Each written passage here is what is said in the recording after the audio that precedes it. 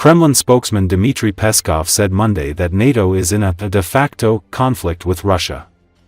This is obvious and does not require any additional evidence. NATO is de facto involved in this war. NATO provides both indirect and direct support to the Kiev regime, Peskov said Monday during a call with reporters.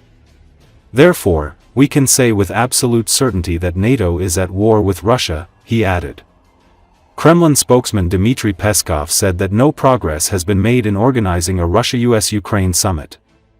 Russia still maintains its interest and readiness to settle the Ukrainian crisis by political and diplomatic means, he said when asked about President Donald Trump's statement that his patience was running out.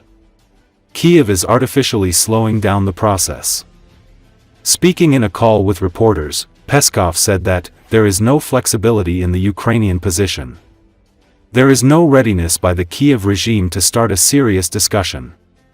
There are only calls for an immediate meeting aimed at emotional effect. Any such meetings, any high-level contacts must be well prepared to cement the work done in advance on expert level, Peskov said. Neither the Kiev regime, nor the Europeans have readiness to deal with it. He warned that a leaders' meeting, without preparations, will be absolutely useless.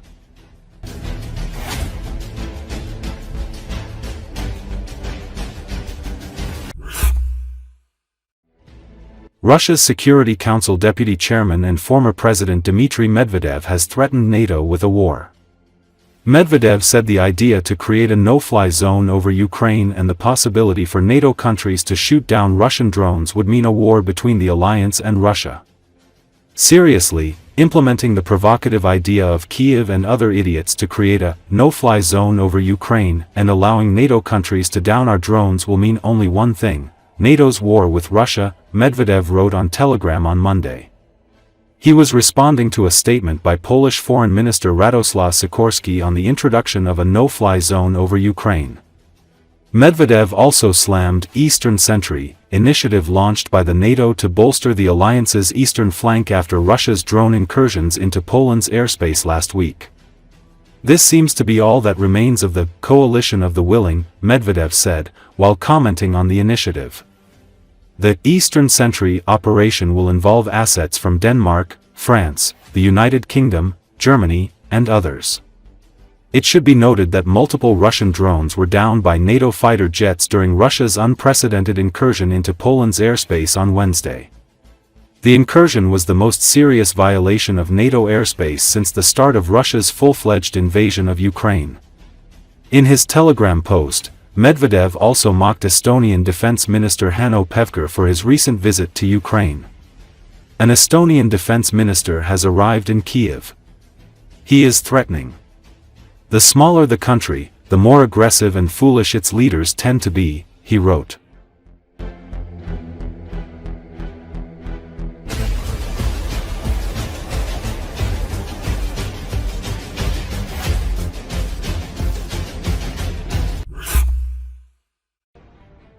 Russia is facing an unprecedented reduction in the rye harvest. Only 1.166 million tons were harvested in 2024, which is the lowest figure for the entire period of modern observations. The Russian edition of Forbes writes about this with reference to the Analytical Center of Agribusinesses AB Center.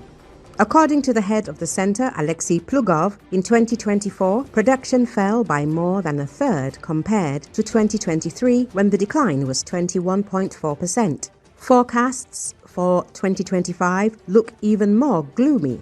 About 1 million tons are expected, which means another decline of 16%. Against the backdrop of crop failure, Russia has sharply increased food imports. In January to July 2025 alone, $24.3 billion worth of food and raw materials were imported into the country, which is about 15% more than a year earlier. This was a record increase among all product categories. For the first time in 6 years, the Russian Federation turned out to be a net importer of food. Imports exceeded exports by $3.8 billion. The food shortage manifested itself, among other things, in a sharp rise in prices for borscht set vegetables. Products from Mongolia, China, India, Argentina, the UAE, and other countries began to be imported into the country en masse. The crisis was aggravated by weather problems and the lack of access to foreign seeds in Russia. Then farmers lost up to 20% of the potato harvest, about 12% of grain and more than 20% of beets. The year 2025 did not bring relief. The south of Russia was engulfed by drought, due to which grain harvests in the Krasnodar territory and Rostov region may be the lowest in the last 13 years. The harvest of cherries in Krasnodar decreased by almost 4 times, sunflower and corn by a quarter.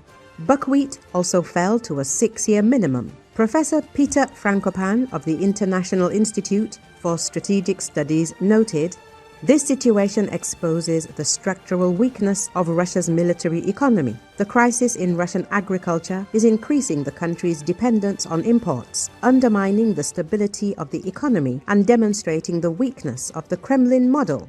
Furthermore, media wrote that Russia will be hit by a wave of layoffs. Millions will soon lose their jobs. Symptoms of the crisis in the Russian economy are growing, and local businesses are entering autumn with anxiety. Every 10th company is planning to lay off employees. The economy is stalling, demand is falling, and instead of new jobs, the army of those preparing to lose their jobs is growing.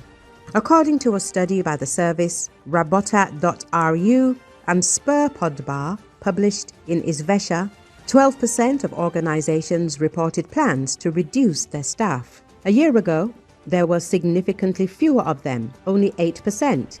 At the time, the number of companies ready to hire has fallen by almost half. If at the end of 2024, every second company was looking for employees, now only a quarter. If you scale that 12% of companies to real numbers, that's hundreds of thousands of firms across the country. Even with minimal layoffs, that could mean millions of jobs at risk. What is happening is causing greater anger among the population against the government.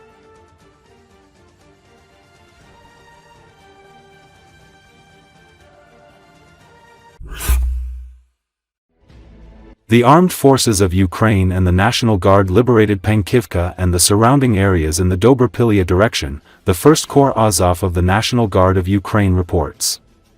Ukrainian soldiers operating in the operational zone of the 1st Corps Azov of the National Guard of Ukraine restored control over Pankivka and adjacent settlements in the Donetsk region.